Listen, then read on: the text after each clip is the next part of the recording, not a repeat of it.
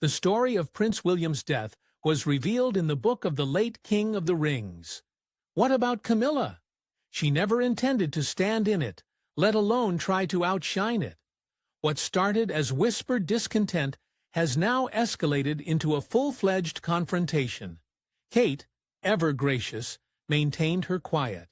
However, insiders claimed that the royal feud was ignited by a single dramatic fight between Camilla, Kate, and a phrase overheard by Prince George. And William? He did not blink. He acted. The fallout was swift. Camilla's royal schedule vanished. Her security was downgraded. Staff was reassigned. Behind closed doors, King Charles called for peace, but it was too late. The crown had moved. Not formally, but undeniably. In this video, we'll look at how it all started, how Camilla's attitude ruined everything, and why this wasn't just about family. It was about justice. The Queen Consort may still have a title on paper, but what about the monarchy? It has already gone on, and it's obvious who the people are rallying around. Camilla has just lost everything, and Prince William made sure everyone knew. It was supposed to be a peaceful, personal evening, a quiet family meal behind the thick walls of Windsor Castle. Only a few members of the royal family gathered to promote unity. However, some who were present that night today characterize it as the moment everything broke. Camilla uttered something she could never take back at that table. The setting was informal, yet tense. Prince George had sat between Kate and his grandpa, King Charles. Camilla sat across from them, having made it clear throughout the years that she watched the following generation with interest and veiled jealously. Camilla saw the younger royals as both a reminder of Diana's enduring influence and a danger to her carefully cultivated image. The public adored Kate. They adored William. They worshipped George, Charlotte, and Louis. Camilla, on the other hand, has always felt like an outsider dressed up in royal silk. But that night, something changed.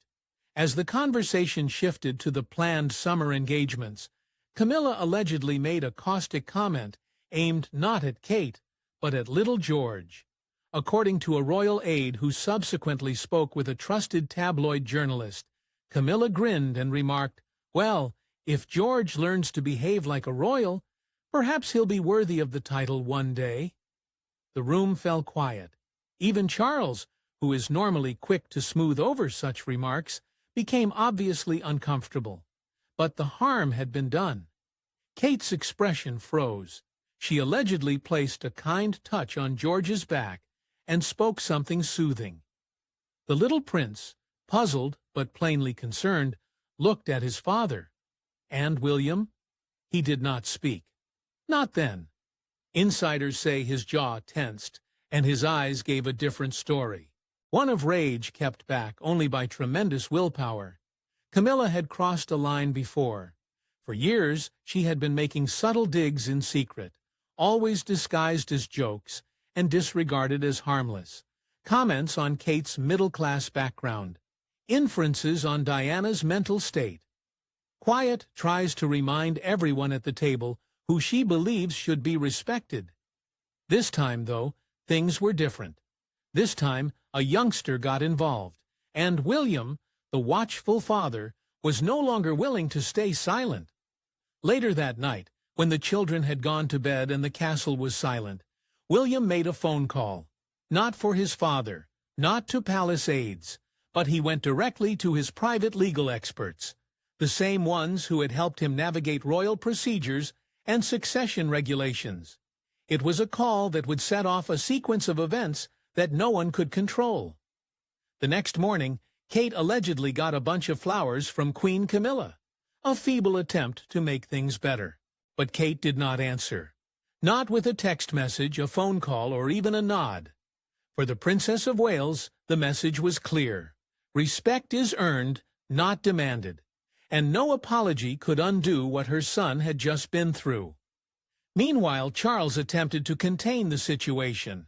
Aides say he begged William behind the scenes to let it go and not escalate things further, but William refused. because this time it was not about protocol, it was about dignity, family, and breaking the cycle of quiet brutality that had persisted in the royal household for far too long. Camilla's public appearances were drastically reduced over a few days. Charity gallows, garden parties, and press interviews, which she had long promoted, began to disappear from the schedule. Her visage, which had previously appeared on palace mailings, was noticeably gone. The family may have departed the dinner table that night in courteous quiet. However, everyone was aware that a conflict had broken out, and for the first time it was evident Camilla had gone too far, and Prince William was not going to let it go. Not for her, not for anybody. The palace has withstood many storms, including scandals, adultery, and internal betrayals that would have broken apart other families. But this was different. What had started as a personal insult at dinner had quickly grown into a full-fledged crisis inside the monarchy. And in the center of it all was Prince William, a man who had long been nurtured to serve, but is now emerging as a leader. Only days after the dinner incident, William asked for a private meeting with King Charles.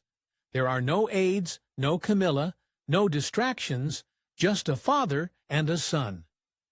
Insiders claim that what happened next shocked the royal household to its very core. William apparently made his stance very clear. Either Camilla resigns from royal obligations, or he and Kate do. Charles was devastated by the ultimatum. The future of the monarchy is totally in the hands of William, Kate, and their offspring. In recent years, public opinion has turned against Charles and Camilla, whilst the younger royals have continued to symbolize optimism, modernity, and Diana's unblemished legacy. Without them, the monarchy risks becoming irrelevant. But Charles, ever the orthodox, hesitated. He begged for togetherness. He begged for patience. But William remained unimpressed. He'd been holding his tongue for far too long. The public may perceive him as calm, polite, and composed.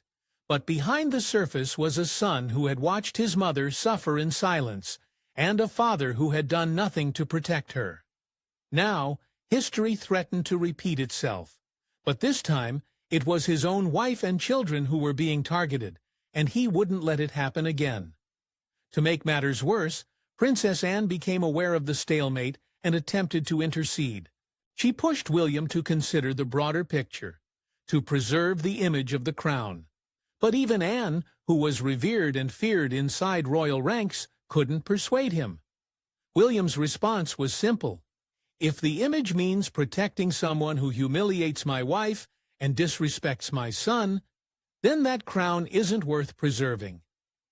Camilla found the chat had taken place, and the atmosphere became tense. A source within Clarence House alleges she pitched a rage, accusing William of attempting to rewrite history and erase her from it. However, William was not changing anything. He was fixing something that should not have been authorized in the first place.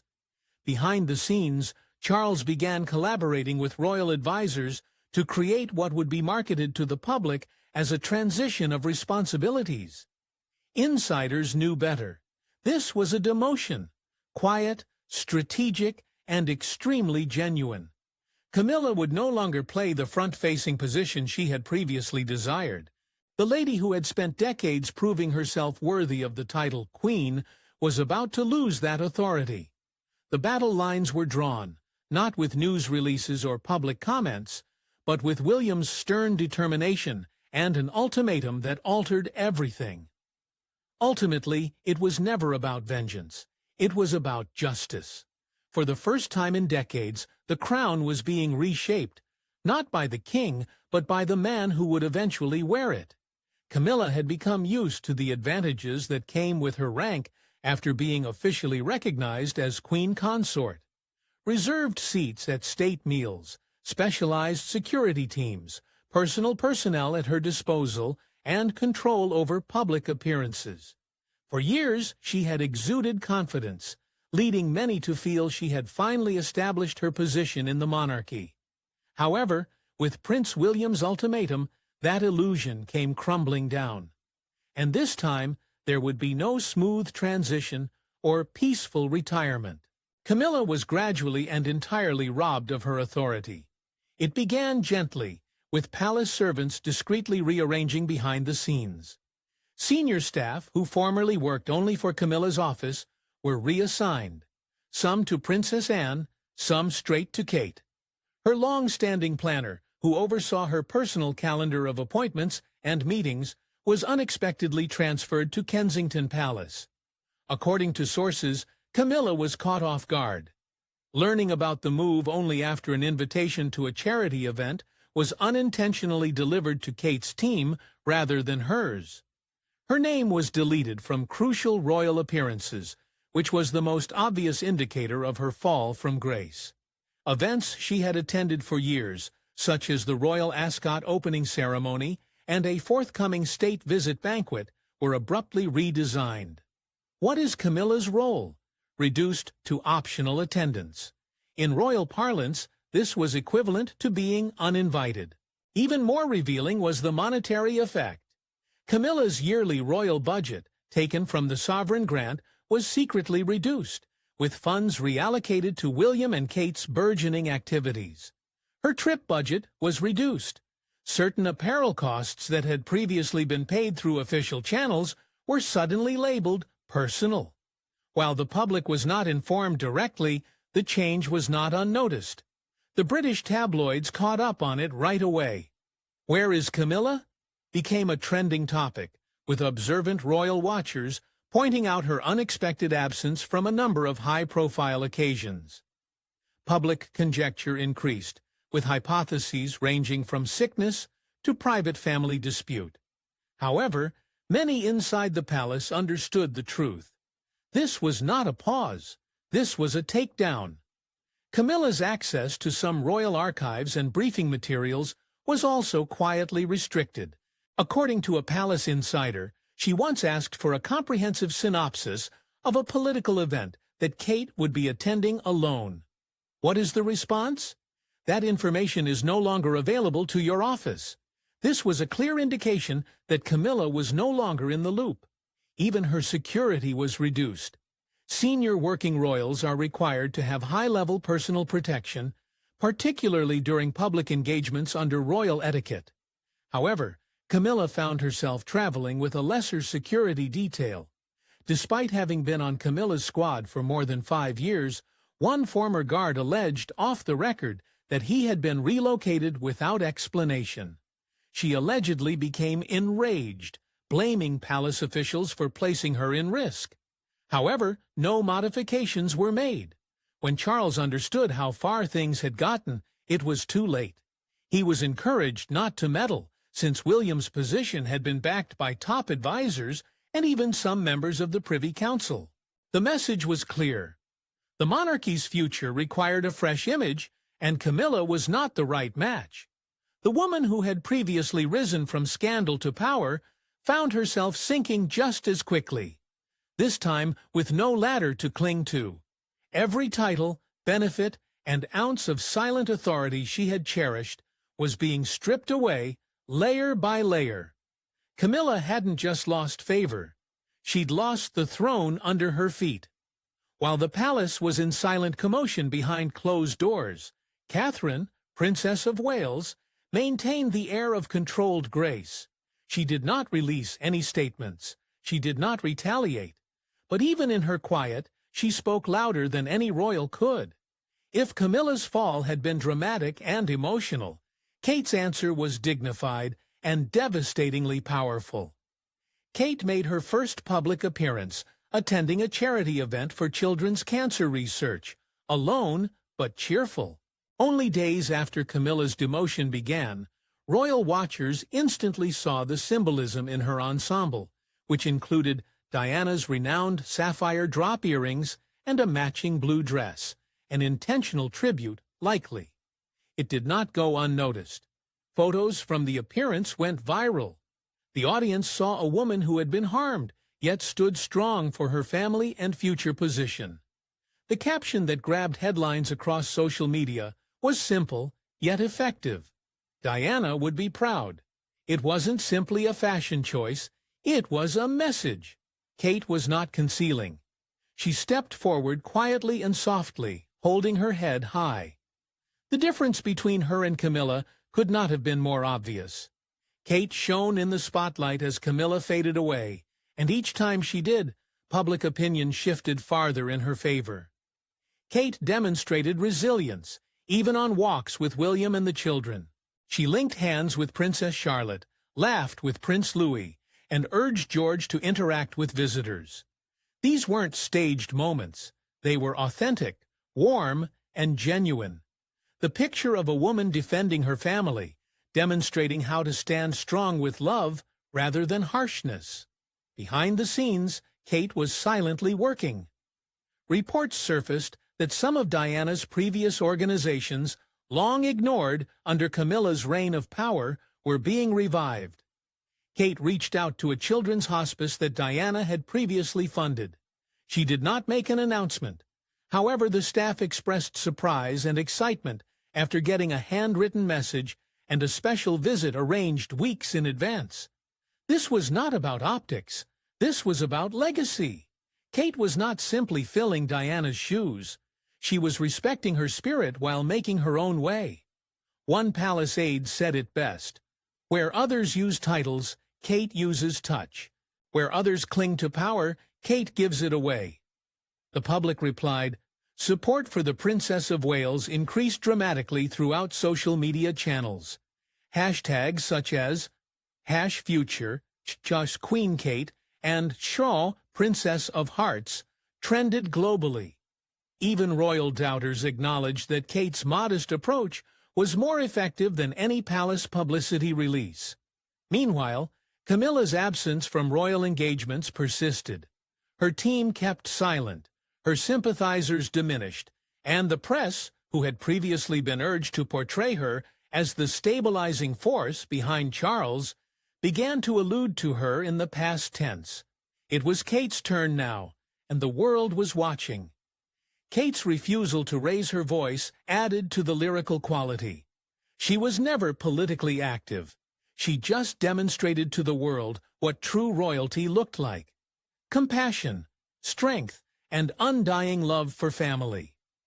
As one analyst stated, Diana battled for her truth. Kate lives it. And in fact, the monarchy regained its heartbeat. Camilla's fall from grace was anything from quiet, despite the fact that she had spent decades cultivating the art of silence.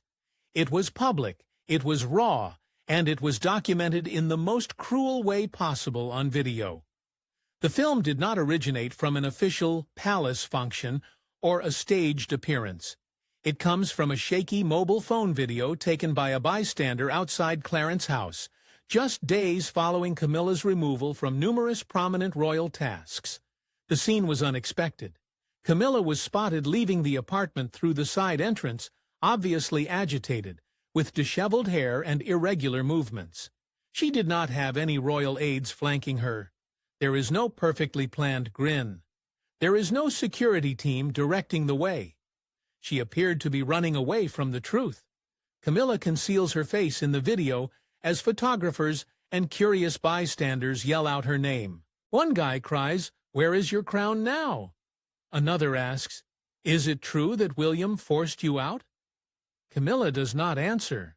However, the quivering in her hands and the deep crimson in her cheeks speak louder than words. According to an inside source, this was not a unique incident.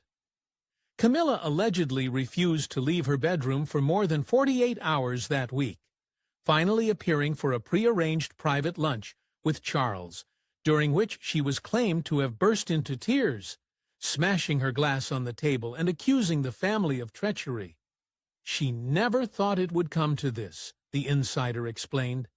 She believed that once she became Queen Consort, she was untouchable. However, no title can shelter you from public rejection, which Camilla faced at every turn.